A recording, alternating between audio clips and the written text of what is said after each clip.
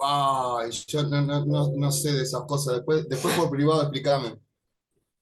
Él la bandera ANCAP, la bandera del anarcocapitalismo. Ah, yo pensé que acá era porque como la empresa del Estado. No, no, Milton, por favor. Faltaría menos. ¿Cómo ANCAP? Porque le pusieron un nombre bastante feo, la verdad. Bastante, un insulto el nombre que le pusieron a la empresa.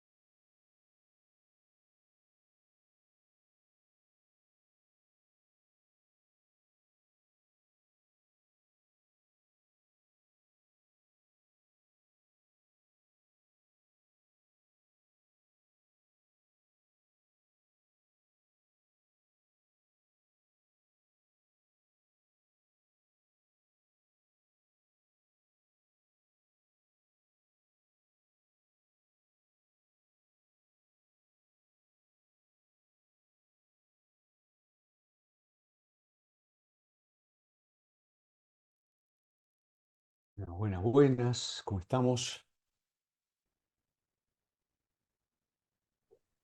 ¿Todo Buen bien día, por acá? profesor. ¿Cómo andás? ¿Cómo andamos, Valentín? Romina, ¿cómo andás? ¿Cómo anda, profe? ¿Todo bien? ¿Todo ¿Qué tal, tranqui? chicos, chicas? ¿Cómo anda, profesor? ¿Qué tal, Gabriel? Bien, ¿ustedes qué tal? Bueno, muy bien, muy bien. Esperemos que más gente se pueda sumar a la clase. Eh, bueno, Se estaba no. comentando que iba a tener costos para ustedes este bonus track de la semana. ¿Cuál bonus track? Che, no, pará, ¿Y, pará, y, ¿cuál? y el de esta clase? ¿El de esta clase? Claro. No, no, no, no. No, no, todo tranqui. No, no, lo que sí tengo que terminar 6:25, 6:30 como mucho.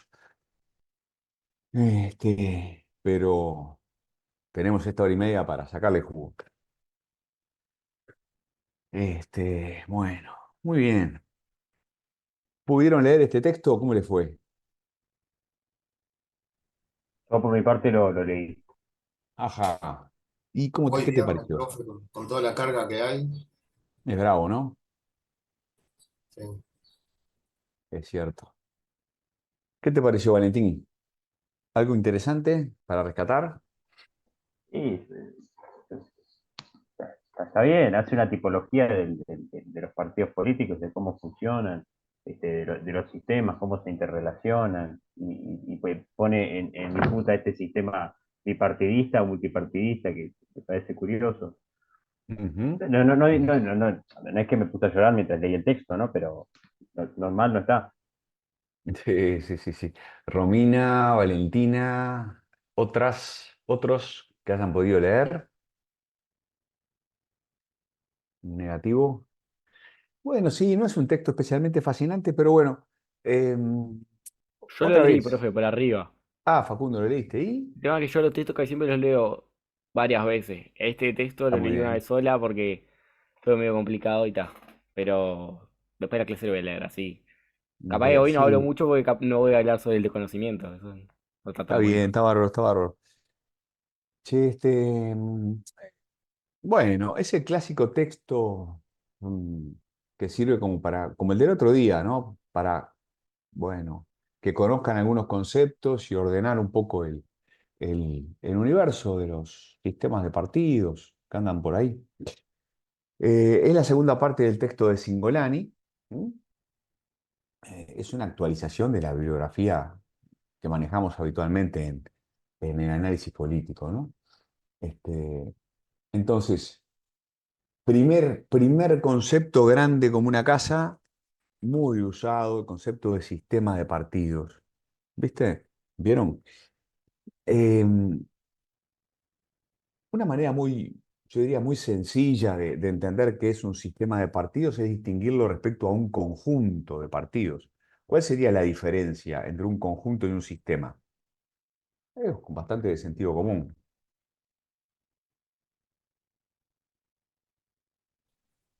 En un conjunto no hay interrelación, en un sistema están interrelacionados de alguna manera.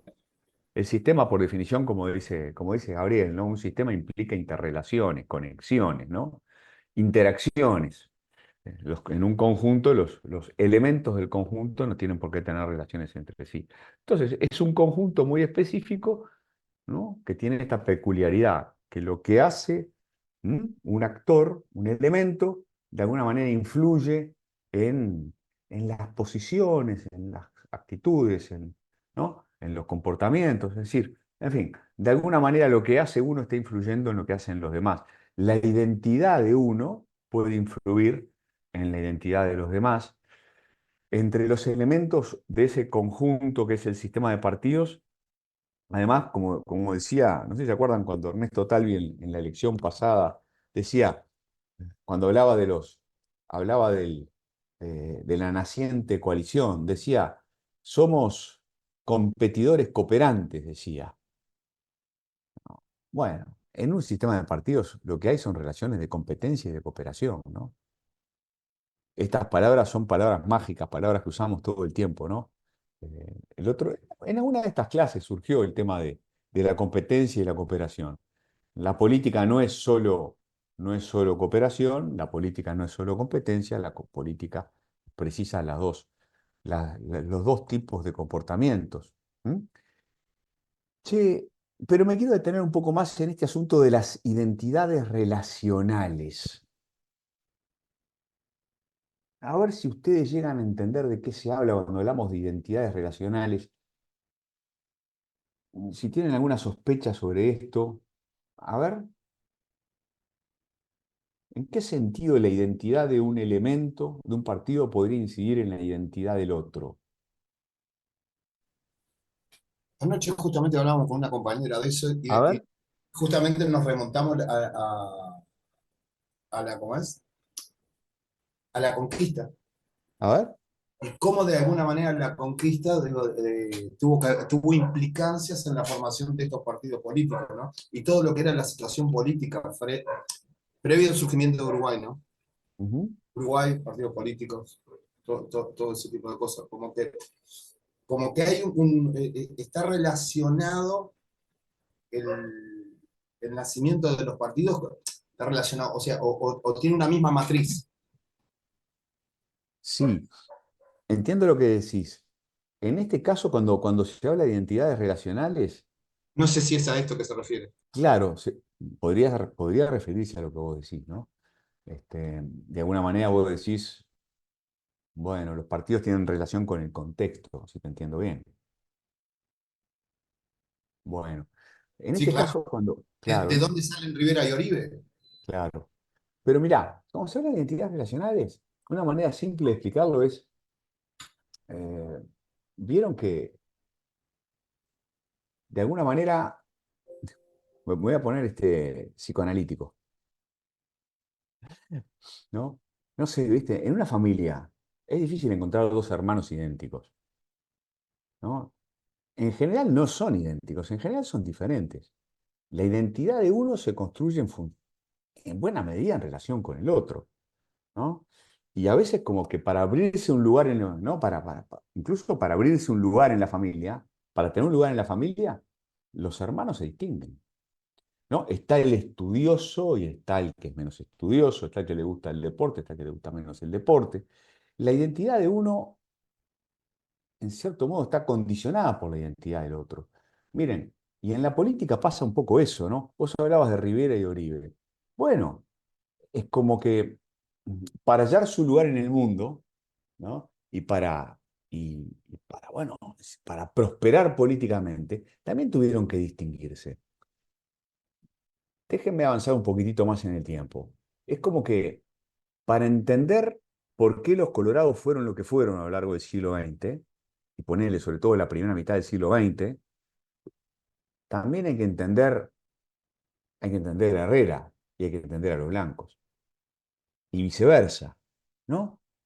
Ponele, los colorados, sobre todo a partir de Valle de Ordóñez, con todo ese énfasis en el tema social, en el tema protección, en el tema estado de bienestar, eh, de alguna manera en el tema industrial, en el tema de un Estado presente, orientador, dirigista, para decirlo en los términos de la época.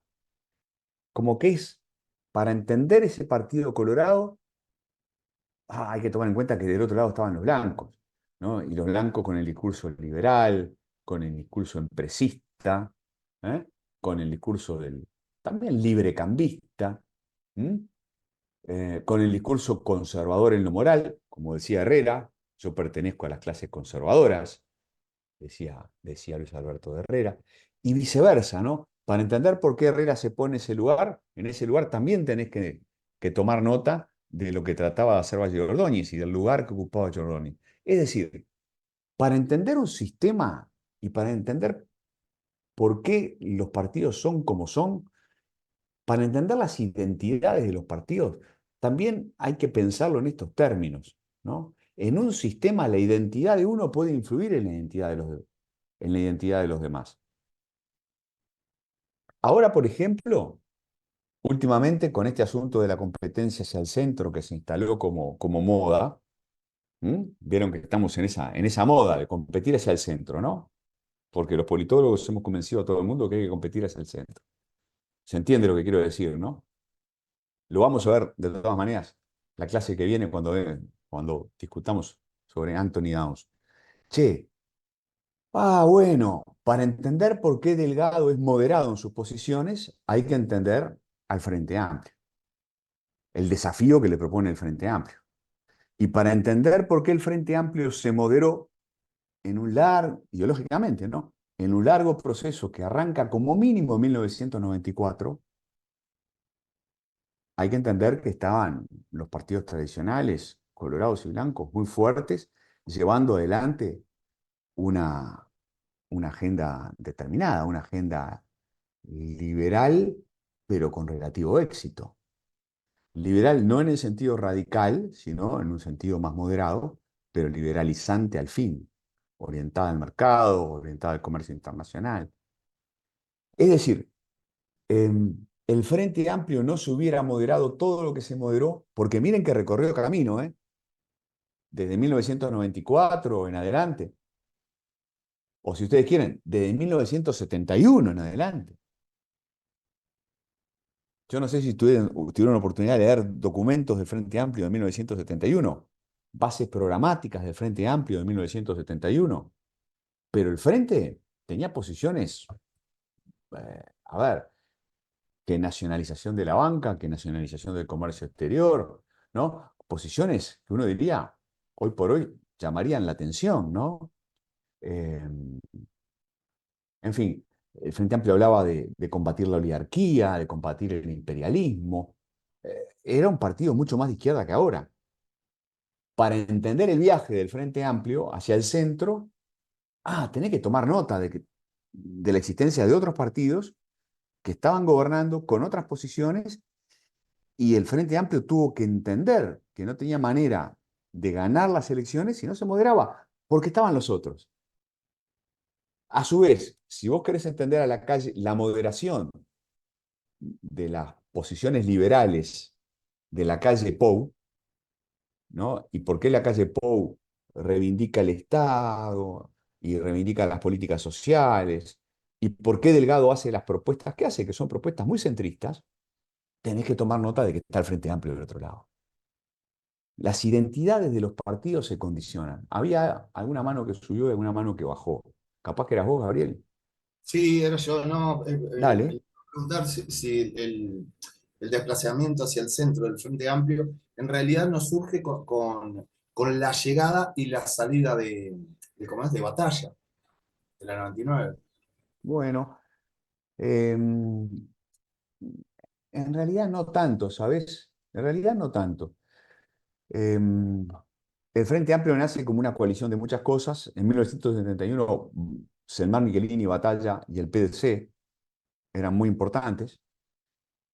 Eh, se va a Batalla y se va a Terra, se van la 99 y el PDC del Frente Amplio en el 89 y crean el nuevo espacio. Hoy el pequeñísimo partido independiente es como nada, es como la huella, el eco de aquello, que llegó a tener 10% de los votos, ¿no?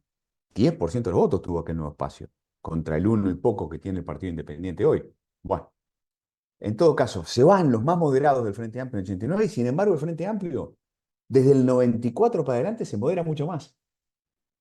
Se fueron los moderados y sin embargo el Frente Amplio se moderó mucho más. ¿Cómo y por qué se modera mucho más? ¿Cómo?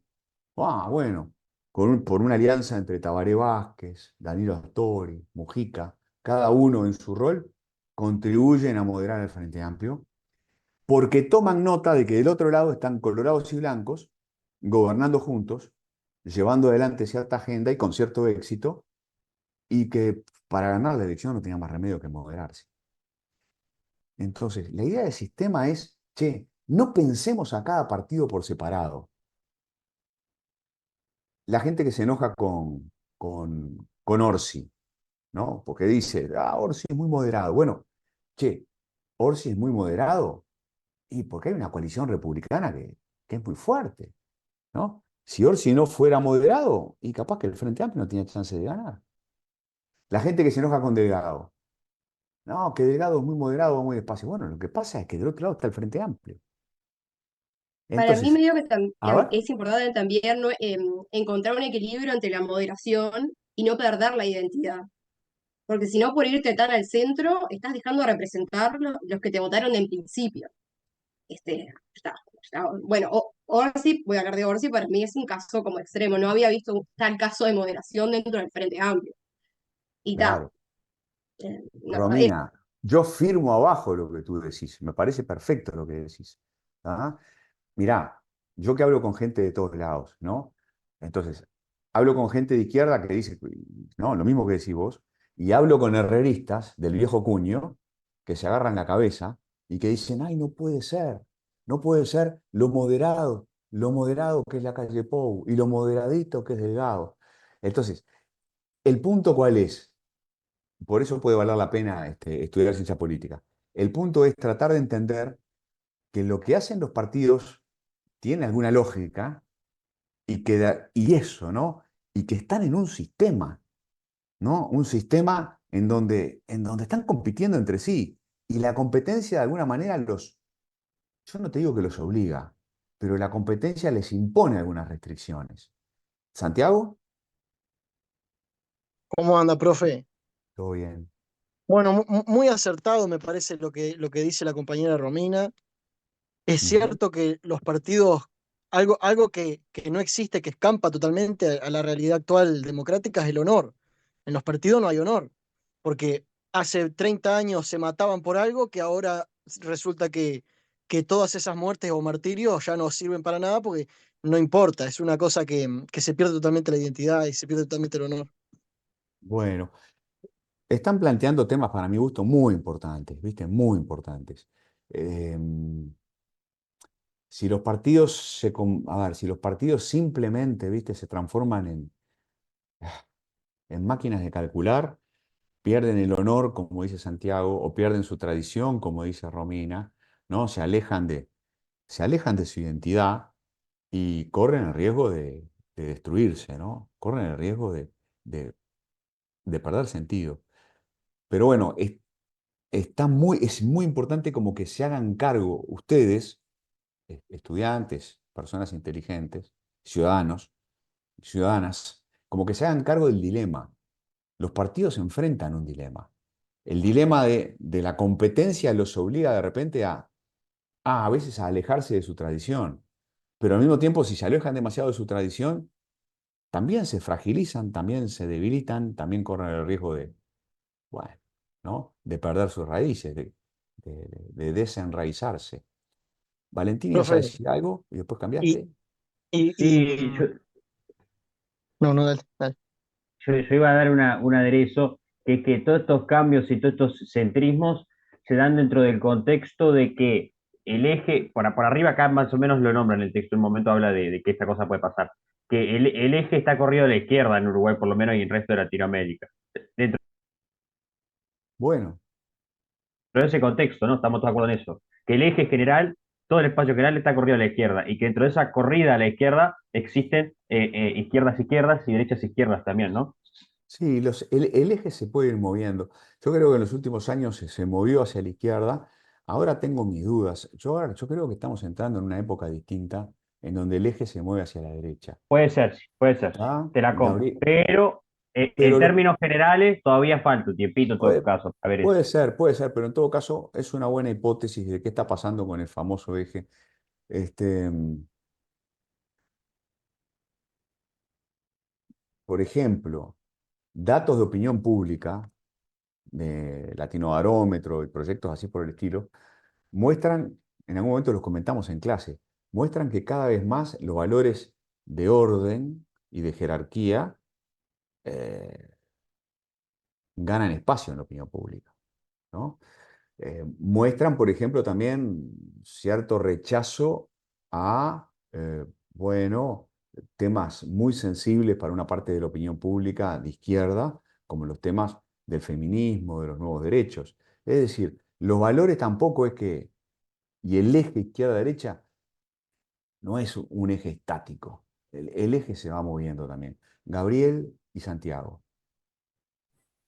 Profesor, pero, ¿se acuerda que la clase pasada yo le hacía referencia a esto y yo le hablé que como que este desafío, de alguna manera, que están teniendo los partidos políticos, las coaliciones, no convergen si esta tendencia siguiera, eh, no convergen y va por el lado de lo que decía Romina, no se converge a una mimetización que yo dentro de Exacto. 5 años no voy a saber quién es de Exacto. cada sourcing, por ejemplo. Mirá, este tema lo vamos a recontra discutir la clase que viene. Lo vamos a recontra discutir. Les recomiendo enfáticamente que lean el texto de Anthony Downs, ¿tá? Porque es un texto que cambió la manera de pensar en la ciencia política. Es un texto de 1957. Pero todo este asunto de izquierda a derecha, de correrse hacia el centro, todo eso, todo eso nace con este señor, un economista, dicho sea de paso, que escribió esta teoría económica de la democracia que nos voló la cabeza. Entonces, lo vamos a recontra discutir. Simplemente para no dejar de responder tu pregunta, sí, desde luego, Gabriel, desde luego, si el destino, si la próxima estación, ¿no?, de la política uruguaya es que izquierda y derecha converjan, la vamos a pasar muy mal. La ciudadanía la va a pasar muy mal. Porque la democracia consiste en que nosotros, la ciudadanía, podamos elegir entre opciones distintas. Si todos nos ofrecen lo mismo, no tiene sentido nuestra libertad. Entonces es muy importante que la izquierda defienda posiciones de izquierda, posiciones modernas, ¿no? No con los folletines atrasados, sino posiciones modernas, que se hagan cargo de las realidades actuales, y que la derecha también nos haga una propuesta inteligente, moderna, ¿m?, actualizada, y que nosotros podamos decir, ¿qué queremos? Queremos un Estado un poco más grande porque pensamos que el Estado construye bienestar y se ocupa de la gente, bla, bla, bla, y estamos dispuestos a pagarlo, por ejemplo, como en los países nórdicos, o queremos un Estado más chico, más mercado, más lugar para la iniciativa individual, y apostamos más a eso, ¿no? A las posiciones que habitualmente asociamos con el liberalismo económico. Tenemos que poder elegir, no nos ofrezcan todos lo mismo. Y yo digo que estamos en un momento delicado en ese sentido. Hay demasiada convergencia, demasiada. Pero ¿y cómo Al hace? menos discursivamente hay demasiado. Pero Perdona, Santiago, ahora te doy la palabra, ¿sí? perdón. Dale, Gabriel. Dale, Gabriel. Aguanta un poquito, Santiago, para Claro, terminar este diálogo. lo que yo le iba a preguntar, y acá digo, claro, es cuando se recontra me nota la cédula. Por ejemplo, yo vi a Astori, al ex decano de nuestra facultad, Claro, el que pasó del no al FMI con todo lo que implica al claro. sistema de Sin duda, inclusión sin financiera, duda. Y hubo un cambio tan grande que si uno a veces Exacto, leyera discursos sin firma de lo exacto, que era al principio y de lo que fue al sin final, duda. no, son personas con pensamiento antagónico casi. Pero mirá, yo he citado uno de mis libros que escribí con Jaime Jafé, se llama La Era Progresista, un libro que publiqué en el 2004, diciendo, che, va a ganar el Frente Amplio, va a ganar el Frente Amplio y le va a ir bien, no, tienen excelentes condiciones para gobernar de todo tipo, le va a ir bien y por lo tanto va a volver a ganar. Entonces no estamos frente a un gobierno, lo publiqué en septiembre del 2004. No estamos frente a un gobierno del Frente Amplio, estamos frente a un ciclo de gobiernos del Frente Amplio. Lo publicamos con Jaime Jafé. Y al final no fueron dos gobiernos, fueron tres. ¿Ah? Y en ese libro recogemos, por ejemplo, un discurso de Danilo Astori de 1989, en el Congreso del Frente Amplio en 1989, donde Danilo Astori decía, esto se sigue llamando revolución. Danilo Astori hablaba de revolución, ¿no? Entonces, el viaje que hizo la izquierda es un viaje muy, muy, pero muy largo, ¿no? La transformación, la moderación ideológica y programática de la izquierda fue muy grande. En parte podemos decir lo mismo en el mundo de los blancos. Gabriel, vos y yo nos acordamos de la calle Herrera. La calle Herrera era un súper liberal, es un súper liberal en lo económico, ¿no? Y la calle Pou es mucho menos liberal en lo económico que su padre. ¿Ah? Entonces, de los dos lados ha habido moderación y hay, hoy por hoy, en los discursos, hay zonas de coincidencia, yo diría, hasta exageradas. Hasta exageradas. Es todo un desafío para la democracia uruguaya, ¿eh? Eh, Encontrar el equilibrio entre parecerse y diferenciarse. Pero en todo caso, vuelvo al concepto de sistema. El sistema, el hecho de que formen parte de un sistema en el que compiten y que compiten con ciertas reglas, de alguna manera no diré que los obliga, pero genera ciertos incentivos en este caso, para la moderación. Perdón, Santiago, que te puse en el freezer y perdón, Facundo. Adelante, Como Sanguinetti, me pusiste como Sanguinetti en 2019. dale, a ver. Cuando mirás mucho tiempo al abismo, el abismo te devuelve la mirada, profe. A la fresca. ¿Sabés lo que quería decir? ¿Qué quería Que decir? hay un tema que marca una diferencia sustancial, que es el caso de Salle, que ganó más de 60.000 votos haciendo todo Sí, lo contrario a lo que están diciendo ustedes. es cierto. Justamente ante una casta política que dice siempre lo mismo, salir Sí, y sí, sí. decir lo opuesto. Por más que te Sí, sí, parezca sí, sí. absurdo lo que sea, que no viene al caso, ¿no? Pero Sí, sí, decir no lo viene acá. opuesto. Sí, Santiago. Y está el ejemplo de Milei, que ustedes tienen muy presente, ¿tá? Que Milei no hizo la campaña recomendada por los politólogos, digamos, ¿no? Que sería, che, moderate, no sé qué. Milei confrontó y confrontó y confrontó. Por eso yo digo, por eso yo digo que estamos viviendo una época distinta y que este asunto de la competencia hacia el centro, la competencia centrípeta, no deja de ser, en alguna medida, un entendimiento compartido como cualquier otro. Se ha instalado esa lógica, la lógica de que para competir hay que hacerlo de ese modo, pero no deja de ser una interpretación más. Facundo, Profe, hablaste recién, estábamos hablando sobre la inclinación hacia la izquierda y la derecha, viste, del sistema político. Yo también siento que igual no sea tanto por la política, sino por la gente.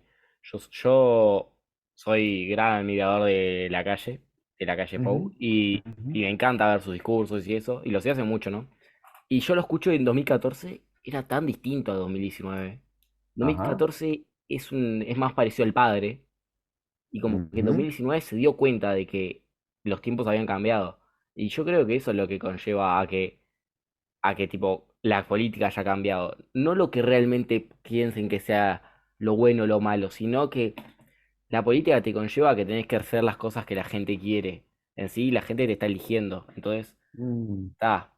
ok, Ponele las medidas sociales. Yo siento que este gobierno aumentó mucho las medidas sociales. Siento no, son datos. Este gobierno aumentó mucho las medidas sociales y realmente no sé si. Yo siento claro, sí, está bien. Este gobierno aumentó mucho las medidas sociales y no sé si la calle Pau de 2014 lo hubiera hecho. Yo creo que no. En 2014 no lo hubiera hecho. Hubiera sido muy distinto. Bueno, Pero siento como que esto, aprendió con el fracaso bueno, a inclinarse a la eh, izquierda, ¿no? temón, temón, temón, temón. A ver, Franco. No, yo le quiero decir que le encuentro un poco de razón a Facundo ahí lo que dice, que también un poco tiene que ver con el discurso que le hacen pensando a dónde va tendiendo la gente y como que la gente ha tendido un poco más al centro. Y capaz que el discurso que hacen no es realmente el pensamiento que tienen. Por ejemplo, ahora, de cara a noviembre, los dos candidatos van a tener que hacer un discurso de centro, pero capaz que no porque realmente sean de centro, sino porque tienen que pescar en la pecera de votos que no pueden marcar posiciones radicales porque tienen menos chance de captar esos votos. Entonces Miren, también muchachos, tiene que ver con una estrategia política. miren, muchachos, ahora les digo dónde saqué esto, pero acá abajo pueden leerlo. Unidad de métodos y acceso a datos. Facultad de Ciencias Sociales en base a datos de Latino Barómetro. Si ustedes entran a la página de mi querida Facultad de Ciencias Sociales, buscan unidad de métodos y hay muy buena información de todo tipo. Acá lo que tienen, fíjense, es cómo evolucionó la distribución del electorado desde el punto de vista de su autoidentificación ideológica desde 1995 al 2018. Miren en 1995 cómo en realidad había mucha gente acá en el medio, ¿no? La media era 5,8, el desvío 2,5. Pero miren lo que fue pasando, ¿no? Miren el 2018. Acá ya hay más gente que se considera de izquierda a izquierda, y acá ya hay más gente que se considera de derecha a derecha, y si tuviéramos datos más actuales no sé qué pasaría.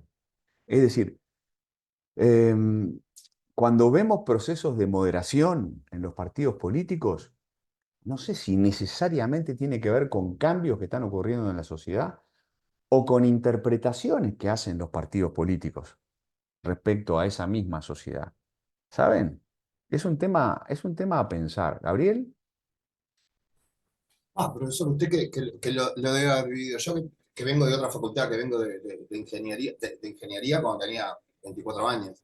Ujú, ¿Usted se acuerda que, sobre todo a nivel de facultad, era una de las cosas que notaba, había como una especie de hegemonía, ¿tá? ujú, Que sobrevolaba todo y que era muy bravo decir que alguien era de derecha, como hoy, yo qué sé, Santiago o algo de eso, puede hacer esos planteamientos así. Yo digo, algo mucho más moderado en aquella época, y eso se fue corriendo.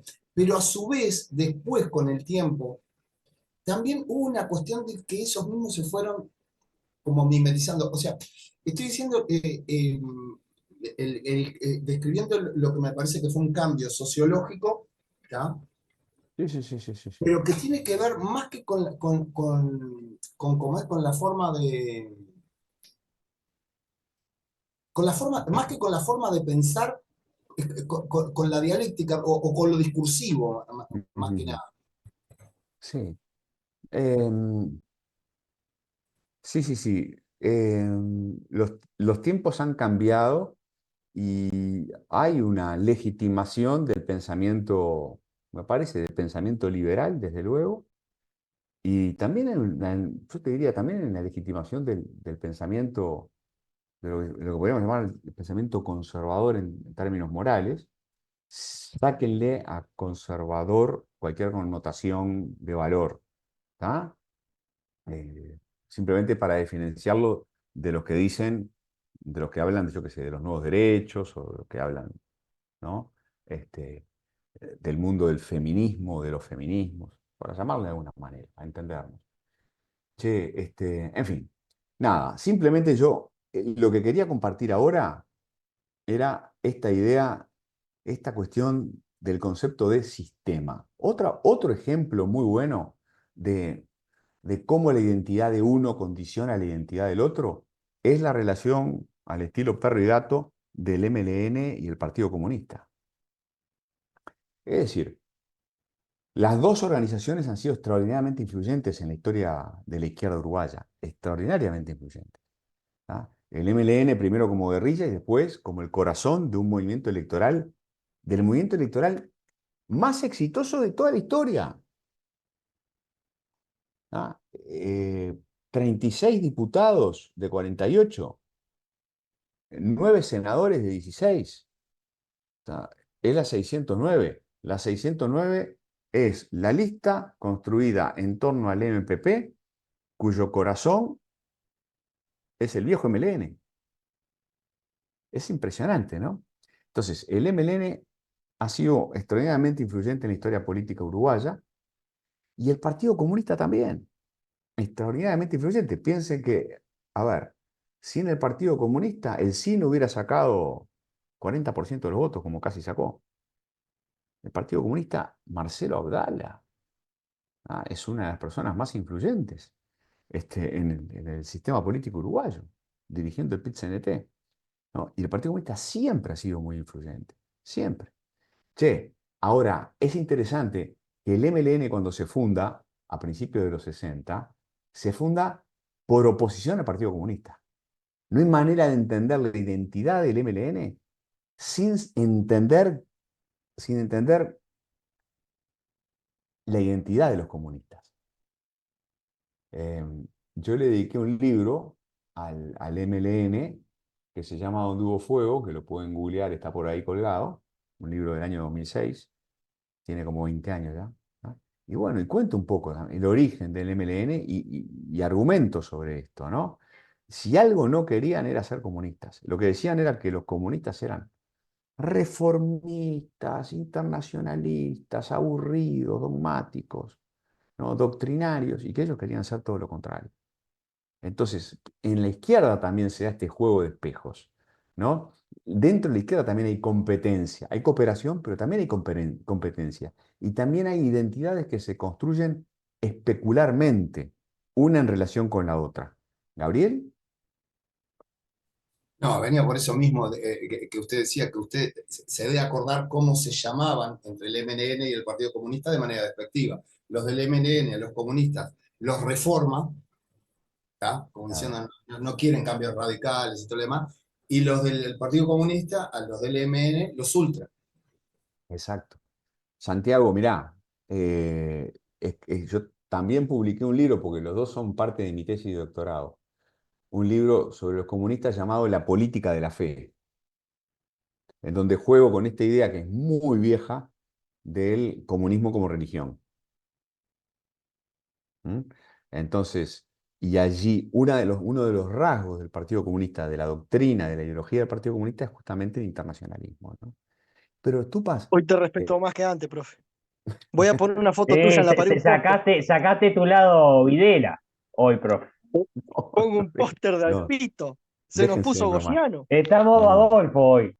che. No, pero miren, en realidad el primero en hablar de los comunistas como una secta religiosa, ¿saben quién fue? Bertrand Russell. Bertrand Russell es un gran filósofo que si no leyeron deberían leer. Bertrand Russell, un gran filósofo inglés, que un tipo de izquierda además, que se sentía socialista, se autoidentificaba como socialista, y en 1918, 1919 fue allá a la naciente Unión Soviética, y cuando vuelve a la Unión Soviética y le preguntan sobre la Unión Soviética, dice, bueno, conocí a los bolcheviques, son una secta religiosa. Che, todo esto dicho sin ninguna maldad,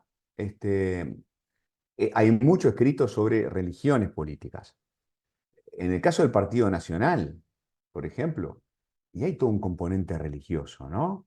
Fíjense, la peregrinación a Masoller, ¿no? Es decir, entre la política y la religión hay conexiones tremendas, ¿no? En el caso del Partido Comunista es más impresionante porque, bueno, porque está hasta la idea del paraíso, está la idea de la tierra prometida, ¿no? En fin, es hasta más divertido buscar analogías religiosas en el caso del Partido Comunista.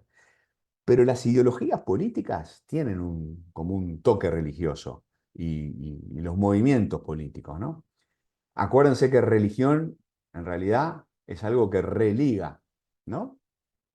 Y cuando uno está en un partido está religado con otros y religado con otros en torno a creencias y en torno a creencias que tienen que ver con el bien común y que yo qué sé. Entonces hay puntos de contacto. Facundo, Profe, una pregunta. ¿Es tan dale. normal que haya como esta mística en los partidos en todo el mundo o justo Uruguay que tiene la casualidad, tipo?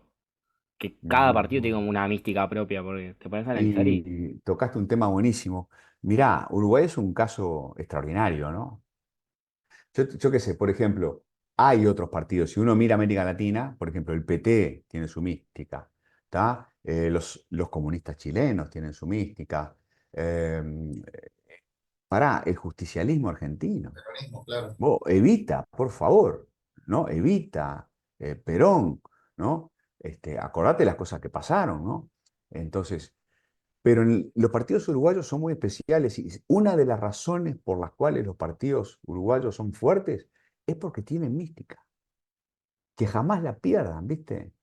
¿No? Los blancos tienen su mística y es impresionante, sus canciones, sus guitarreadas, sus fogones, sus peregrinaciones, su masoyer, ¿no? Es espectacular. El Frente Amplio tiene su mística, ¿no? La lucha contra la dictadura, ¿viste? El drama de los desaparecidos, los grandes referentes, Sereñi, Tabaré. Che, ahora cuando se muera el pobre Pepe, oh, ¿no? Pobrecito, ¿no? Él mismo dice que se está muriendo, ¿no? Lo que va a ser aquello, ¿no? Va a ser una cosa imponente. Entonces, los partidos precisan mística. A los colorados los embromó, los jorobó, no ser capaces de ser un poco más apasionados, porque construyeron su identidad racionalista, seria, ¿no? En oposición a la emoción, a la pasión de los blancos. Y siempre como que subestimaron un poco ese lado de los blancos, ¿no? El lado apasionado, ¿viste? Eh, el lado Sebastián da Silva. Siempre lo subestimaron un poco y se vieron a sí mismos, siempre dijeron, estos blancos, ¿no? Revoltosos y yo qué sé, ¿no? Estos blancos locos. ¿M? En cambio, ellos se ven a sí mismos como personas muy serias, personas de gobierno, estadistas, pero claro, se pusieron tan serios que perdieron la mística, o que no la fueron mística es capaces de... todo, profe. Y la La mística mística es lo hace todo. muchísimo. Y Mirá, la mirá a mística, Silva. Silva no tiene claro, tanto realmente. Lo que tiene es claro, mística. Es como un claro, blanco, es como claro. un caudillo. Pero Entonces, lo ves a Da Silva arriba del caballo, ¿viste? Y con su boina. Y, che, claro que sí, mueve, ¿no? Mueve. El Pepe, lo que mueve el Pepe, ¿no? Pero los colorados movían también. Los colorados movían. Vos podés también hacer de, de la vocación de Estado, de la vocación de hombres de Estado, podés hacer una mística con eso. La podés construir. Podés decir, ¿no? Hasta podés emocionar con eso, diciendo nosotros somos hombres de Estado, ¿no? Y en la... Jorge Valle, ¿viste? Jorge Valle de alguna manera lo lograba, ¿no? Con eso de cantar la justa, con eso de, che, si hay que decir cosas desagradables, las decimos. En todo caso, el partido que no se ingenia por tener una mística es un partido condenado, ¿no? Y los partidos uruguayos en general lo logran, ¿no? En general lo logran. Entonces, Partido Comunista y MLN, ahí tienen otro caso, ¿no? De juego de espejos, ¿no? Y de identidades que se construyen relacionalmente, porque un sistema, como dijo Gabriel de entrada, un sistema es un conjunto en donde las unidades tienen relaciones entre sí, ¿tá? Influyen las unas en las otras. Eso es muy interesante de observar.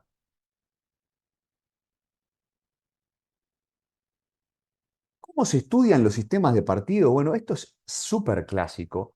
Hay un enfoque muy sencillo, diría yo, que le llamamos enfoque morfológico. Obviamente, la morfología tiene que ver con la forma, ¿no? Entonces, nosotros no hablamos de forma del sistema de partidos, hablamos de formato. La palabra técnica es formato.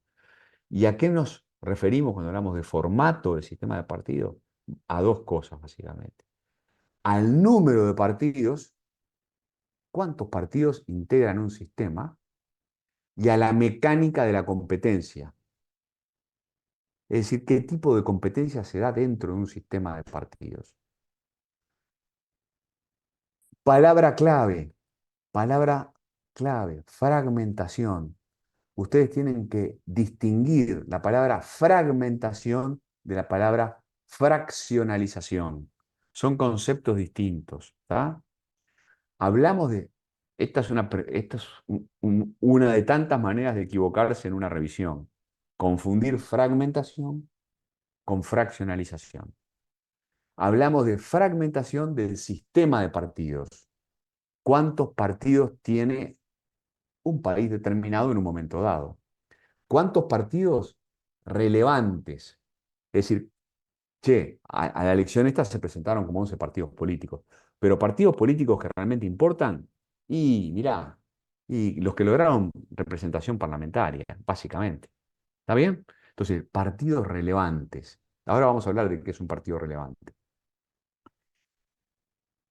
Y lo otro, la mecánica. La fragmentación tiene que ver con el número de partidos. La fraccionalización tiene que ver con el número de fracciones. ¿Se acuerdan que la clase pasada yo decía, che, nosotros no hablamos de facciones, hablamos de fracciones. La fracción que es una parte de una unidad. ¿Cuál es la unidad? El partido.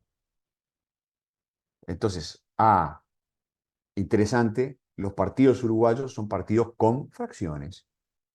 Y no tenemos por qué avergonzarnos. Yo les decía a la clase pasada, los únicos partidos que no tienen fracciones son los partidos leninistas, porque consideran que el partido leninista, el partido comunista, tiene que tener unidad de acción. Entonces no puede estar dividido. ¿Mm? Eh, los partidos normalmente están divididos, tienen fracciones. Y miren, la existencia de fracciones adentro de un partido, bueno, si se maneja bien, es un capital para el partido. Un partido que tiene, miren el Frente Amplio. El Frente Amplio es un partido, ¿verdad?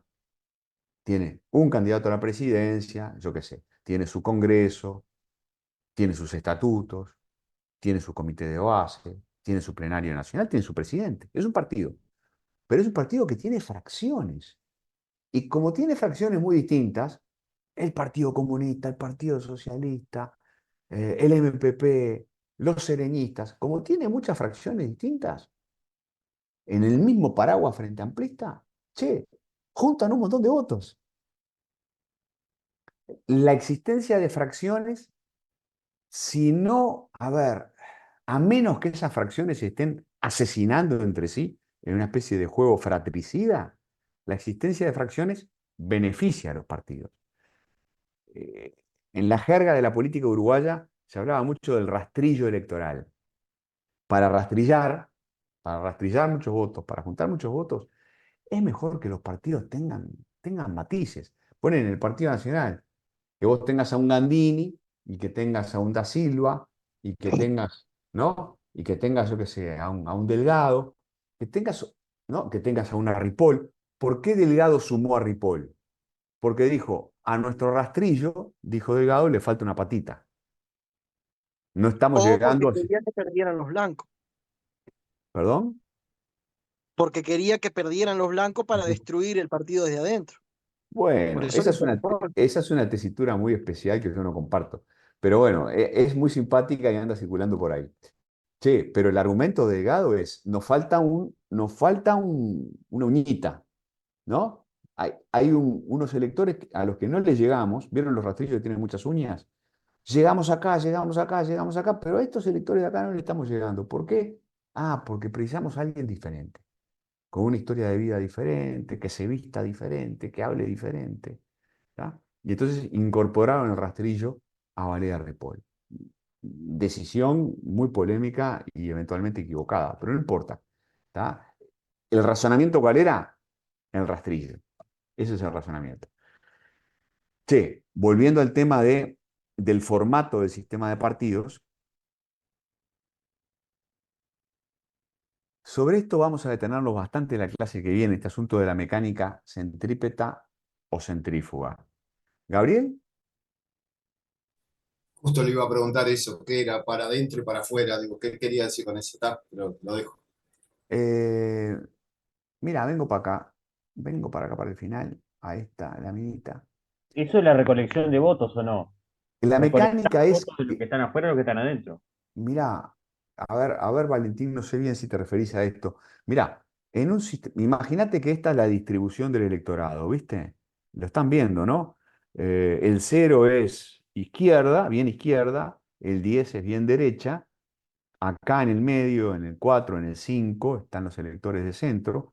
Bueno, eh, dinámica centrípeta es que los partidos digan, el partido de izquierda, el partido de derecha digan, che, voy a ir a buscar estos electores que están en el centro. ¿Qué es lo que pasa exactamente en Uruguay? Este es el entendimiento compartido por el equipo de campaña de Orsi y el equipo de campaña de Delgado. Hay que ir a buscar estos electores que están acá en el centro. Entonces, para eso, ¿qué hacemos? Nos moderamos y asumimos posturas centristas. Cuando los partidos compiten por los electores de centro, la competencia es centrípeta. Cuando los partidos dicen, no, no, no, no, no, no, para ganar la elección, en realidad, yo lo que voy a hacer es ir a buscar los electores que están en las puntas. Entonces, el partido de izquierda se corre a la izquierda, el partido de derecha se corre a la derecha. ¿Qué tenemos? Ah, fugas desde el centro. Es centrífuga. ¿Tá? Eh, Hay un poco de todo en los sistemas políticos contemporáneos.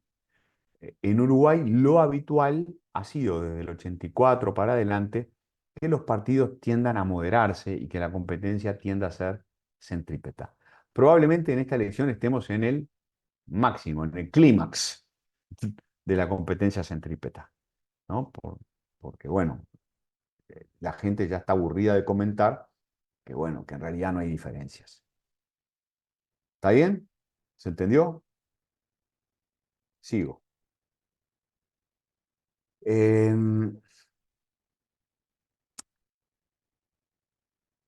Criterios para contar partidos políticos. Esto es muy importante porque en realidad, imagínense, ¿no? La cuestión es, bueno, está bien, vamos a hablar de la fragmentación de un sistema de partidos. Tenemos que contar cuántos partidos hay. Ahora, puede haber partidos que no sean significativos, que no tengan influencia. Entonces, ¿cómo hacemos para contar cuáles son los partidos relevantes? ¿Cuáles son los partidos relevantes en un sistema? Bueno, hay dos maneras. Un enfoque más bien cualitativo y un enfoque cuantitativo. El enfoque cualitativo esto se escribió hace muchos años, lo escribió Giovanni Sartori. Bueno, un partido será relevante cuando tenga o potencial para formar parte de un gobierno, cuando sea importante a la hora de formar gobierno, o cuando tenga potencial de chantaje, cuando tenga capacidad para frenar, para bloquear acciones del gobierno. Por ejemplo, el Partido Independiente sacó muy pocos votos en la elección pasada, ¿viste? Yo qué sé, 1% a gatitas. Y sin embargo, hay que considerarlo un partido relevante. ¿Por qué? Y bueno, porque y fue un partido importante a la hora de gobernar. Entonces, yo no diría que el Partido Independiente no forma parte de los partidos relevantes o no formó parte de los partidos políticamente relevantes en el periodo que pasó. ¿Mm? Eh, Potencial de chantaje. Bueno, un partido pequeño, piensen, el Partido Comunista, ¿no? Electoralmente pequeño. Bueno, tiene habitualmente un senador o dos. En 31 no es tanto, ¿viste? Entonces, potencial de chantaje en el Parlamento, capacidad de bloquear en el Parlamento, y no necesariamente. Por ejemplo, ¿no? Yo qué sé, ponele que el Frente Amplio gane la elección, el Frente Amplio ganaría la elección, tendría 17 senadores. Bueno, en realidad con 16 tiene mayoría. Si el Boca Andrade no vota algo, no es muy relevante, no importa, ¿verdad? Eh, Ahora, el Partido Comunista tiene una capacidad muy importante de movilización del movimiento sindical. Y el movimiento sindical es muy relevante. Entonces, cuando uno piensa en partidos relevantes en Uruguay, y sí, el Partido Comunista, y es un partido relevante. Miren, antes de que existiera el Frente Amplio, en 1900, ponele, en la década del 60, y las personas que hablaron, que relataron cómo era el sistema de partidos, pienso en Luis Eduardo González, ¿no? Las personas que estudiaron el sistema de partidos de la década del 60 decían, no hay solo dos partidos en realidad. No había solo dos partidos en el Uruguay de los 60. ¿Por qué? Porque con capacidad de formar gobierno estaban los colorados y los blancos. Pero había un partido, el Partido Comunista, que tenía capacidad de frenar políticas públicas porque era muy influyente en el movimiento sindical. Entonces, no se podía hablar solo de bipartidismo. Luis Eduardo González, este querido profe, que yo ya les he mencionado tantas veces, él hablaba de bipartidismo plus, decía, cuando hablaba de la década del 60. Como que había algo más que bipartidismo en Uruguay. Este es el enfoque cualitativo. Esto es un enfoque como nada, de- de- que no mira números en realidad, lo que mira es otra cosa. Pero también hemos desarrollado en ciencia política una manera de contar partidos políticos que llamamos número efectivo de partidos. Y yo hice este calculito de cuál es el número efectivo de partidos que hay en Uruguay hoy, en esta elección. La fórmula de esto es un poquitito complicada acá. Es el inverso de la suma de los cuadrados de la proporción de parlamento que tiene cada partido. Este, en fin, es una fórmula matemática. ¿Qué es lo que da? Y miren, siempre en diputados hay algún partido más, ¿no? Por ejemplo, en este momento en la Cámara de Senadores hay 3 partidos. Pero en diputados hay más, ¿no? Porque en diputados tenés a Cabildo, al Partido Independiente y a Salle. Tenés 6 partidos en la Cámara de Diputados, 3 partidos en el Senado. Entonces, siempre el número efectivo de partidos en diputados es más alto, en Uruguay al menos, que en el Senado. Pero anda en torno, miren, a 2,5, a 3. ¿Por qué da con fracciones esto? Porque claro, a ver, no son 3 partidos porque no son 3 partidos del mismo tamaño. Hay un partido que es el Frente Amplio que es bastante más grande que los otros dos. ¿Está bien? Entonces, la fórmula matemática del número efectivo de partidos lo que trata de captar es esto. Es que hay, bueno, no es lo mismo un sistema que tiene 3 partidos idénticos, entonces ahí el número efectivo de partidos te daría 3, a un sistema de partidos donde hay un partido grande, otro mediano y otro un poco más chico. Y 3 más chiquititos. ¿Está bien? Entonces te da menos de 3. ¿Gabriel? Profesor, y eso mismo le iba a preguntar, ¿cómo es, tiene que ver con esto también, pero ya que habló de fórmulas matemáticas y todo lo demás, porque estaba viendo ahora, ¿cómo el Frente Amplio tiene 44% y en el Senado tiene 53% de los senadores? ¿Viste vos? Bueno, no hay ninguna trampa de ningún tipo. No, Esto no, es así. no, sé que no hay trampa, obviamente, No, claro. pero ¿cómo se... Para empezar, los votos no se distribuyen en función de los votos. Los escaños no se distribuyen proporcionalmente a los votos emitidos, sino a los votos válidos. Primera cosa. El Frente Amplio, votos válidos, debe haber sacado, tiene 48 diputados. Votos válidos, debe haber sacado 47%. O sea, si descontás los votos en blanco y anulado, si Sí, en sí, realidad sí. consideras solo los votos emitidos a los partidos, es así. Y después, lo segundo que tenés que tener en cuenta es que el sistema de distribución de bancas, en realidad, lo que hace es premiar a los partidos grandes, premiar un poco más a los partidos grandes por la manera en que se distribuyen los votos de los partidos que no llegan a tener representación parlamentaria. Lo que yo hay, lo que yo puedo hacer ahí, porque si me pongo a explicar esto no salgo más, es Perdón. darte quizás algún documento en donde se explique cómo es el sistema de asignación de bancas, que es bastante complejo, que es una mezcla del método DONT con una adaptación del método DONT, que es un método de fines del siglo XIX, cuando se discutía sobre representación proporcional en el mundo y se inventaban tecnologías matemáticas para transformar votos en cargos, asegurando representación proporcional. Entonces, D'Hondt es uno de los tipos, Víctor D'Hondt fue uno de los tipos que pensó en esto y que propuso un sistema matemático para esto. La adaptación que hace un legislador colorado, Máximo Altí, en 1920 y pico, del método D'Hondt, para hacer posible la representación proporcional en Uruguay.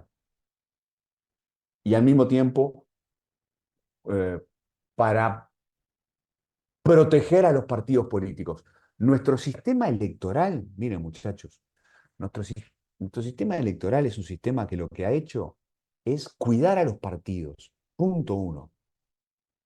O sea, desde la década del 10, desde la ley de 1910, del doble voto simultáneo, hasta esta ley, ¿no? En donde en donde se propone este método de adjudicación de bancas, el método D'Hondt-Altí, todo lo que ha hecho nuestra legislación es proteger a los partidos políticos, para cuidar a los partidos, pero al mismo tiempo cuidar a los partidos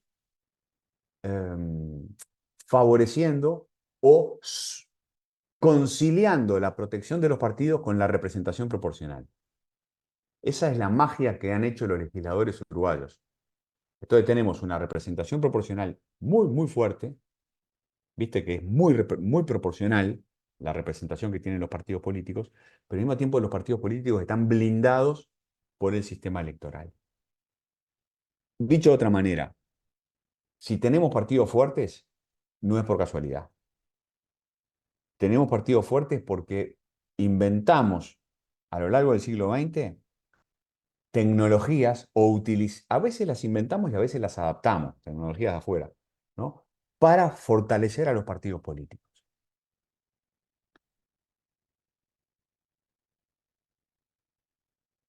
Entonces, formato del sistema de partidos, y bueno, partidos relevantes en Uruguay. En Uruguay, si aplicamos el número efectivo de partidos, estamos entre el 2,5 y el 3. Aunque hay partidos chiquititos, partidos relevantes, significativos, entre 2,5 y 3.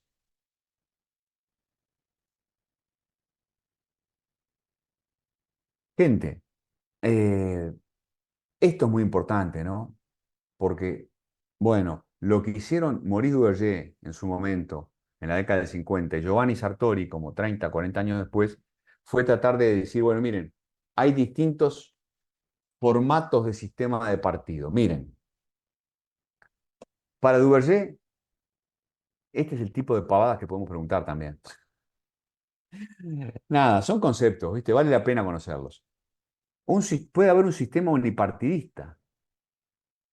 Decía, puede haber un sistema unipartidista. Duverger decía, bueno, a veces hay, por ejemplo, Duverger está escribiendo en la década del 50, estaba pensando, por ejemplo, en los países que tenían partido único, ¿no? Bueno, vieron que así como se puede hablar de conjunto vacío, y parece un absurdo, pero en matemáticas se usa, podemos hablar de un sistema de un partido. Pero es como una dictadura tipo, sería tipo Cuba, una cosa así. Claro, cuando hay un Venezuela. solo partido, ¿qué es lo que tenés? Según nosotros, según la ciencia política, no hay democracia, porque la democracia exige pluripartidismo, pero como ya vimos, que haya muchos partidos no quiere decir que haya democracia. Puede haber muchos partidos sin democracia, ¿eh? Además de muchos partidos hace falta muchas más cosas. Pero bueno, un sistema unipartidista, decía Duverger, puede haber un sistema bipartidista, y esto es lo que amaba Duverger. Duverger adoraba los sistemas bipartidistas porque decía que eran los que funcionaban mejor, ¿no? Y puede haber sistemas multipartidistas. Obviamente, más de 2 partidos. Y Giovanni Sartori, tomando esto de Duverger, le dio alguna vuelta de tuerca y dijo, bueno, ta.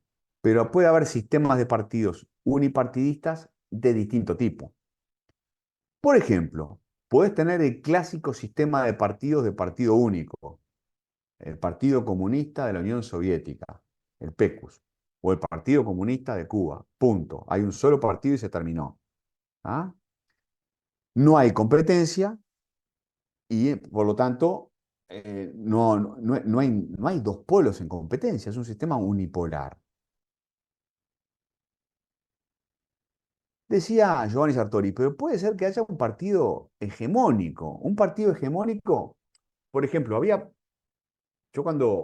yo viajé a la Alemania democrática, en mis tiempos de militante, viajé a Alemania democrática, la llamada Alemania democrática, que era la Alemania comunista, en 1989.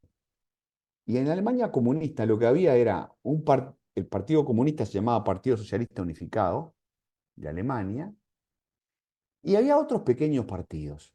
Y bueno, y entonces, en realidad no es que hubiera un solo partido, había otros. Lo que pasa es que los pequeños partidos que existían, en realidad, bueno, en realidad eran partidos satélites. Entonces había un partido que hegemonizaba el panorama, y entonces de hecho funcionaba como un sistema unipartidista. De hecho, funcionaba como un sistema unipartidista, porque ya les digo, ¿no? Esos pequeños partidos no pinchaban ni cortaban, estaban subordinados al Partido Comunista Unificado de Alemania. El Partido Socialista Unificado de Alemania por Partido Comunista. Puede pasar también que un sistema sea de partido predominante. Sartori dice que cuando un partido gana 3 elecciones seguidas, estamos poco menos que en el mundo del partido, del, del partido único prácticamente, ¿no? ¿Qué es un sistema predominante? Por ejemplo, en Uruguay, el Partido Colorado de 1934 a 1958 ganó elecciones. Ganó la elección del 34, la elección del 38, la elección del 42, la elección del 46, del 50 y del 54. De hecho, fue un partido predominante. El Frente Amplio ganó 3 elecciones seguidas, ¿no? 2004, 2009, 2014. Durante esos años se transformó en un partido predominante. Solo que acá, cuando el sistema es predominante, no es que no haya competencia, hay competencia, solo que hay un partido que gana. Hay dos polos, estaban los colorados y los blancos, o el Frente Amplio contra los demás. El partido predominante es un partido que gana. Por ejemplo, en el interior del país, en el nivel departamental, y acá en Montevideo también, hay sistemas de partido predominante. Los colorados ganan siempre en Rivera, los blancos ganan siempre, yo qué sé, en Cerro Largo, ¿no? Y el Frente Amplio gana siempre, ponele, en Montevideo, en Canelones. Se han transformado esos sistemas de partido a nivel departamental en sistemas de partido predominante. El sistema bipartidista, obvio, tiene dos partidos, hay competencia entre ellos y hay dos polos. Hay dos polos. En Uruguay, por ejemplo, tenemos una cosa rara. La política uruguaya funciona como si tuviera dos polos solamente, el polo frente amplista y el polo no frente amplista, pero curiosamente es un sistema multipartidista, ¿no? Porque del lado no frente amplista son muchos partidos. Hay un bloque que es un partido y hay otro bloque que es una coalición de partidos. Pero la lógica es bipolar. Hay dos polos que compiten entre sí y la competencia suele ser centrípeta, competencia hacia el centro. O sea, nosotros en verdad tenemos, en términos técnicos, tenemos un sistema de pluralismo limitado, de multipartidismo limitado, podríamos decir, ¿no? ¿Por qué? Porque hay muchos partidos, pero la competencia es bipolar, porque bueno, una vez más, en un polo hay un partido, en el otro polo hay varios partidos, hay multipartidismo, pero la competencia es moderada, ¿no? No hay polarización. A veces hay polarización y ahí se habla de un sistema multipartidista extremo. Tenés en una punta a los comunistas, en la otra punta partido bien de derecha. Hay muchos polos en ese sentido, ¿no? Por ejemplo, cuando la distribución del electorado, esto lo vamos a ver igual la clase que viene. Imagínense que ustedes tuvieran acá, en lugar de esto, mucha gente en el medio, alguna gente en la izquierda, otra gente en la derecha, que ustedes tuvieran varias jorobitas de estas. Entonces, habría incentivos para que haya partidos políticos en cada una de ellas, representando a cada una de ellas.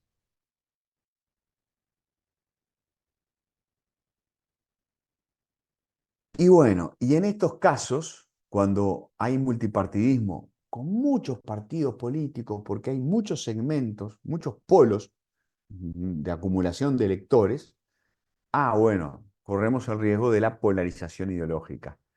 Hay polarización ideológica cuando la izquierda está bien a la izquierda, la derecha está bien a la derecha y la distancia entre izquierda y derecha es grande. Y hay un multipartidismo atomizado que es cuando ya se te fue de las manos, ¿no? Tenés demasiados partidos. Por ejemplo, en Brasil yo creo que en este momento hay más de 30 partidos. Entonces, gobernar Brasil se ha vuelto un quincho porque hay realmente decenas de partidos políticos representados en el Parlamento. No sé si se acuerdan de esta película, No respires. Che, en ciencia política la polarización mete miedo. Le tenemos miedo a la polarización en ciencia política. Últimamente le estamos agarrando miedo también a lo que hablábamos hace un rato en clase, ¿no? Al excesivo centrismo, ¿no? A la convergencia excesiva, a la superposición excesiva. Pero la polarización es un tema clásico en la ciencia política y ha generado eh, mucha literatura crítica, ¿no? Porque cuando hay polarización, bueno, hay gran distancia entre los polos, hay impulsos centrífugos, o sea, los partidos tienden a alejarse en lugar de acercarse. Em, Suele haber oposiciones irresponsables. Esto quiere decir oposiciones que prometen cualquier cosa. Oposiciones que prometen cualquier cosa y por lo tanto, em, a ver, cuando ofrecen cualquier cosa, lo que ofrecen puede ser potencialmente muy dañino. No se hacen cargo de lo que prometen. ¿Ah? Prometen políticas públicas, eso, irresponsables. Superoferta quiere decir precisamente eso, ¿no? Lo que te voy a prometer es un aumento de sueldos espectacular y lo que te voy a prometer es no sé qué. Te hago muchas ofertas que no sé si puedo cumplir, ¿no? Pero eh, consigo votos. Profe, lo que dijo Delgado de, A creo que ver, era $1.000 por estudiante, una cosa, un disparate de eso, entra dentro del ejemplo, ¿no? bueno, no estoy muy seguro porque seguro, mirá, no, yo creo que no, pero no, yo creo que no. Creo que no, porque ya te digo, están compitiendo. Ah, perdón, están compitiendo hacia el centro. Delgado tiene mucha chance de ser presidente, ¿viste? O por lo menos tiene la misma Sí. chance que tiene Orsi. Cuando vos, lo bueno del bipartidismo, ya sea un bipartidismo puro o un bipartidismo de bloques, un bibloquismo, es que cualquiera de los dos partidos o cualquiera de los dos bloques puede llegar al poder y por lo tanto, como sabe que puede llegar al poder, no puede hacer promesas irresponsables. Porque mira si ganás, ¿no? Mira si ganás y la gente se queda esperando que vos cumplas. Mira si ganás y no Sí, cumplís. Después perdés la elección. Entonces, sí, la pero ventaja, dale, a ver. que $1.000 por persona que termina el liceo, yo no, o sea, es como demasiado, ¿no? Eran Digo, es como 6.000, eran se les fue así. la... $6.000. Eran seis, yo creo, y pensé que eran 6, pero no me quería arriesgar por lo que tuviesen mal el dato.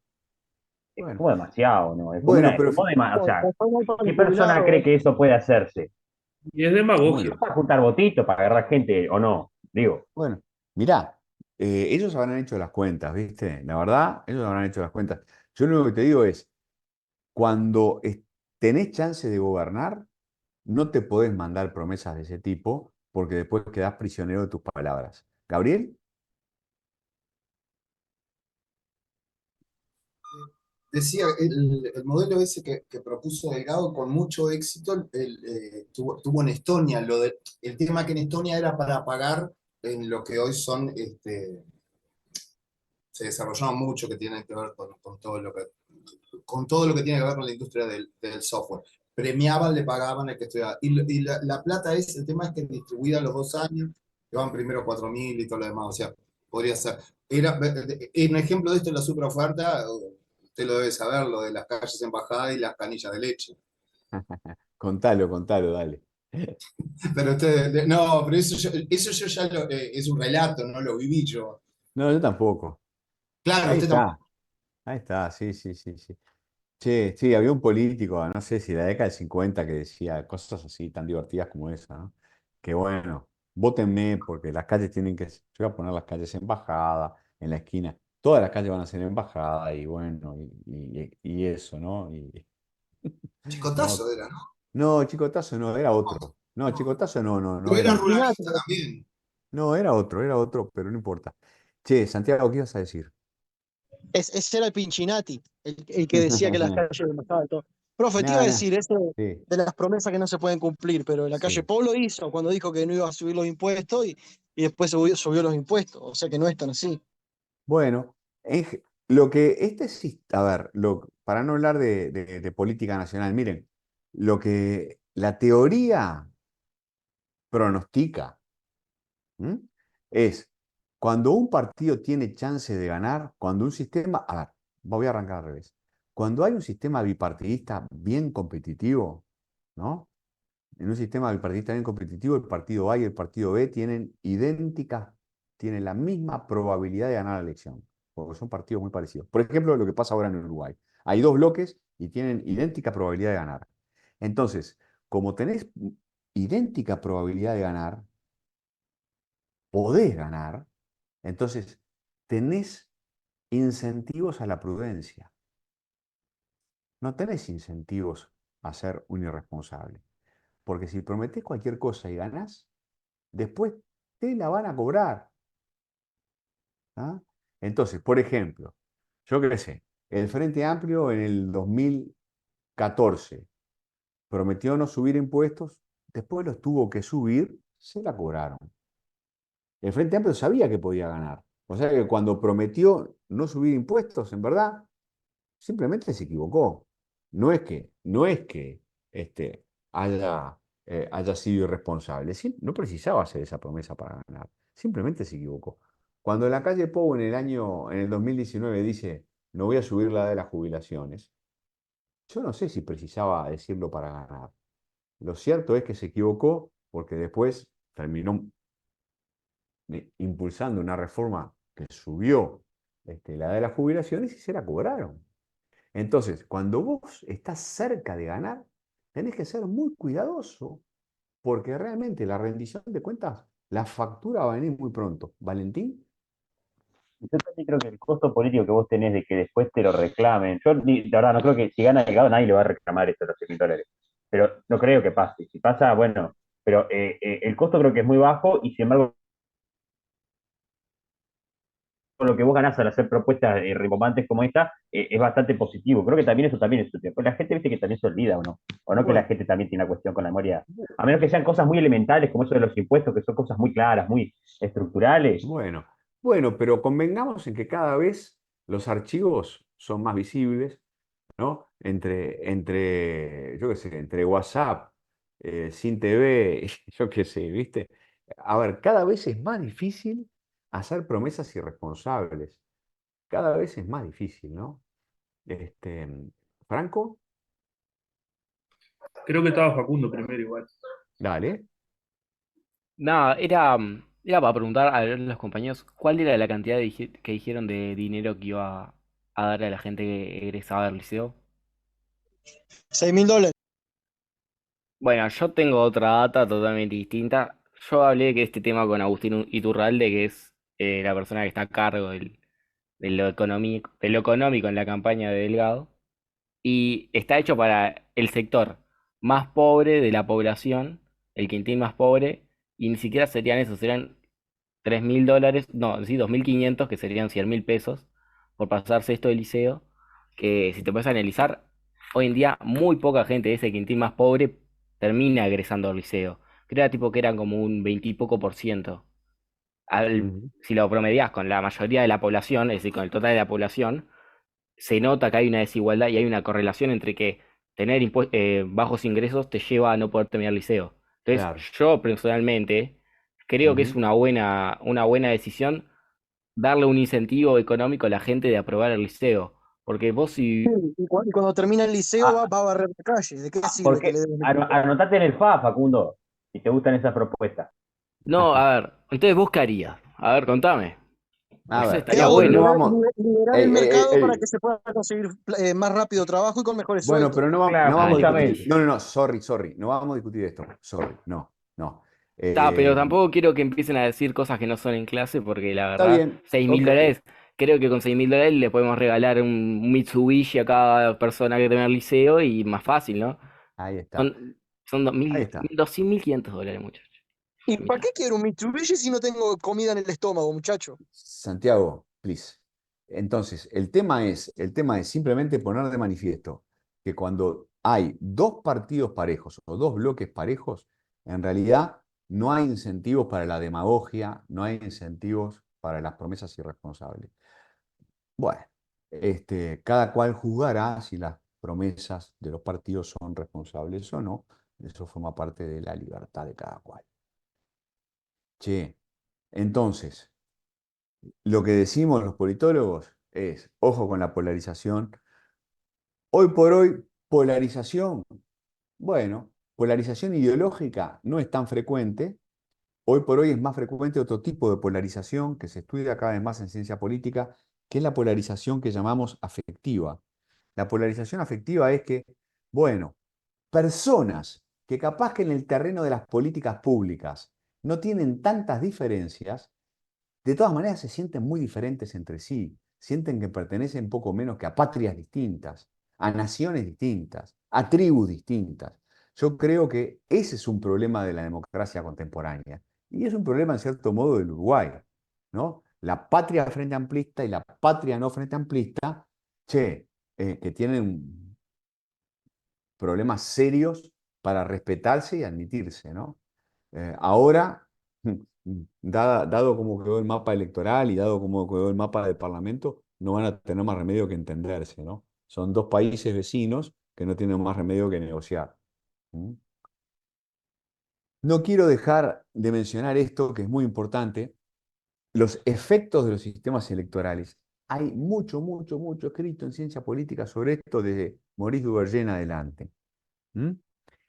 No todos los países del mundo tienen el mismo régimen de gobierno, ya vimos. Hay países presidencialistas, países parlamentaristas, países semipresidencialistas. Del mismo modo, no todos los países del mundo tienen el mismo sistema electoral. A ver, dicho de otra manera, che, no hay representación proporcional en todas partes. Hay representación proporcional en Uruguay. Hay representación proporcional, como vimos en el texto de Negrito, en muchas partes de América Latina. Se ha incorporado el sistema de representación proporcional en muchas partes de América Latina. No hay balotaje en todos lados.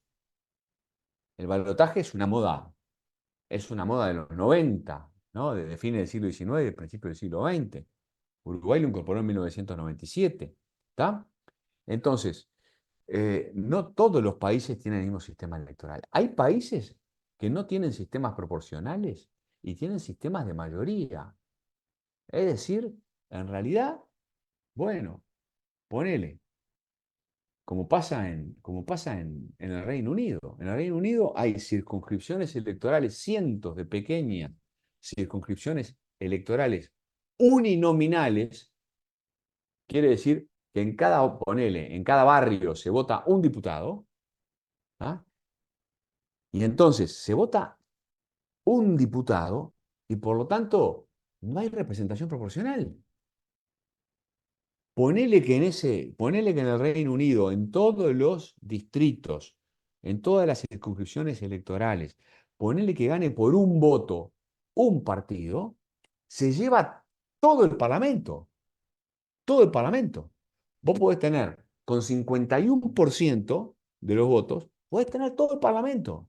Entonces, no hay representación proporcional en Gran Bretaña. Y, o por ejemplo, yo qué sé, en una época en Chile había circunscripciones binominales. O sea, en cada circunscripción electoral se votaban dos y solo dos. Entonces, está bien, esto digamos, aseguraba que de repente había, ¿no?, dos partidos que podían estar representados en el Parlamento, de repente. Pero era un problema para el tercero, para los partidos chicos.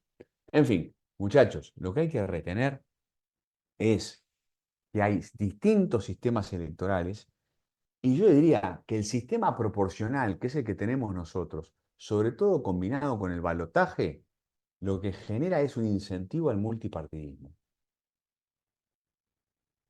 Es decir, eh, la gente en Uruguay sabe que, y sobre todo porque hay cada vez más encuestas y las encuestas son muy fiables, la gente sabe que en octubre es raro que se elija presidente. Entonces, la gente se está acostumbrando a votar en octubre, a votar parlamento, a votar lo que llamaríamos técnicamente la primera preferencia. Ponele, una persona, un votante de Salle, por ejemplo, puede decir, no, yo no, yo sé que va a haber balotaje y a mí me interesa que Salle esté en el Parlamento. Voto a Salle y después en el balotaje veo lo que hago. En el balotaje elijo el presidente. Si va a haber balotaje. Entonces, eh, sistemas como el de la representación proporcional asociada al balotaje favorece el multipartidismo. No es casualidad que tengamos 6 partidos en la Cámara de Diputados o que hayamos tenido 7 en la elección pasada y que hayamos tenido 4 partidos en el Senado en la elección pasada. Esto tiene que ver con las características de nuestro sistema electoral. ¿Mm? ¿Qué dijo que favorece el multipartidismo, profesor, que no le escuché? Sí, sí, Pero, la representación proporcional ah, de por sí, la representación proporcional de por sí favorece el multipartidismo. En el presidencialismo no se nota tanto, porque como dicen Sugar y Carey, el presidencialismo tiene un efecto reductor. ¿Por qué? Porque era lo que pasaba en Uruguay antes del balotaje, ¿no? Antes del balotaje vos tenías representación proporcional. ¿Y entonces qué pasaba? Eh, bueno, macanudo, llegaba la elección, no había balotaje, ¿no? Entonces, el día de la elección, ponle que vos quisieras votar a un partido chico, ponele la Unión Cívica o el Partido Socialista. Vos decías, ¡guau! Pero voy a votar al Partido Socialista y a la Unión Cívica, cuando en realidad lo más importante que está en juego es el presidente. Entonces terminabas votando de repente a los colorados o a los blancos, porque la disputa del cargo más importante era entre ellos dos. Entonces, el presidencialismo, dada la importancia que tiene el presidente en la dinámica política, el presidencialismo tiene un efecto reductor sobre el sistema de partidos. ¿Qué quiere decir? Que reduce el número efectivo de partidos. En Uruguay teníamos representación proporcional, pero teníamos 2 partidos o 2 partidos y medio, hasta que nació el Frente Amplio, y recién después de la instauración del balotaje, el número efectivo de partidos empezó a crecer. Pasó a 5, a 6, a 7, ahora está en 6. Al menos el número de partidos representados en el Parlamento. Porque el balotaje te da la chance de sacarte las ganas de votar a tu primera preferencia, al partido chico, porque sabes que podés decidir, incidir en la decisión del cargo más importante de todos, el cargo del presidente, en la segunda vuelta. Entonces, préstenle atención, y vamos a tener que ir cerrando, préstenle atención en la lectura a toda esta discusión sobre los efectos de los sistemas electorales, ¿no? Los sistemas mayoritarios favorecen el bipartidismo, cosa que pasa en Inglaterra. En Inglaterra en general hay 2 partidos, ¿viste? Y esto no es casualidad. El sistema que tienen, este sistema de pequeñas circunscripciones, de muchas pequeñas circunscripciones electorales en donde se elige un solo representante, favorece el bipartidismo. O sea, o votás por uno o votás por el otro. ¿No? Vas a votar por uno de los dos que tienen más chance de salir. Hay uno que es el favorito, ponele, y bueno, vas a ver de los otros posibles, porque va a haber muchos candidatos, de los otros posibles vas a votar el que tenga más chance de salir. Entonces se genera un incentivo al bipartidismo. ¿Mm? En cambio, la combinación que tenemos actual, la combinación actual, la que tenemos desde 1997, favorece el multipartidismo y atenúa el efecto reductor del presidencialismo sobre el sistema de partidos. ¿Se entendió algo de esto, muchachos? ¿Qué nos quedó? Bueno, nos quedó alguna cosa, ¿eh? Lo charlaremos otro día. Nos quedó este asunto del enfoque genético y las familias de partidos.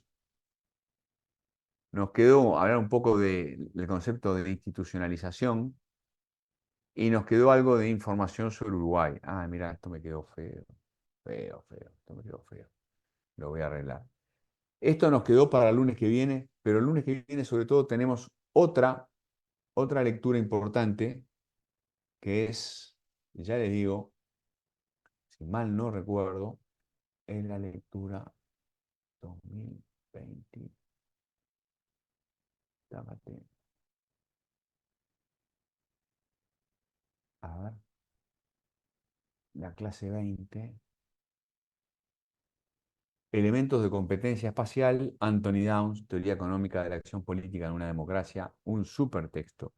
Y la clase 21, que la vamos a dar el otro martes, es una de mis clases favoritas y es una clase que se la tengo prometida en particular a Gabriel, porque es El otro una... martes no va a estar, dijo profesor. No.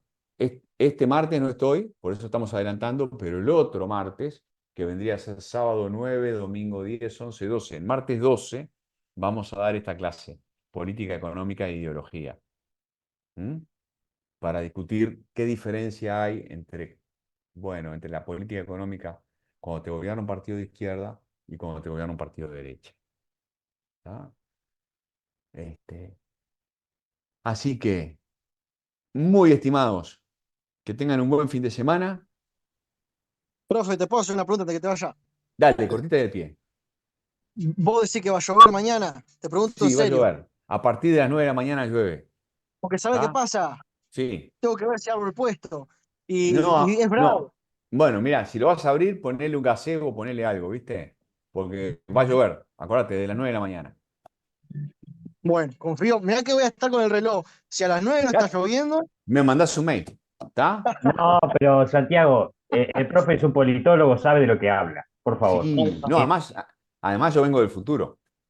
Y aparte, Cobro mientras comentario. tanto, mi politólogo Bueno, termina en por el amor de politólogo, Cristo. algo parecido. Nos vemos, Sí, profesor. Sí, que pasen bien, ¿eh? Descansen el fin de Chao, hasta semana. el lunes.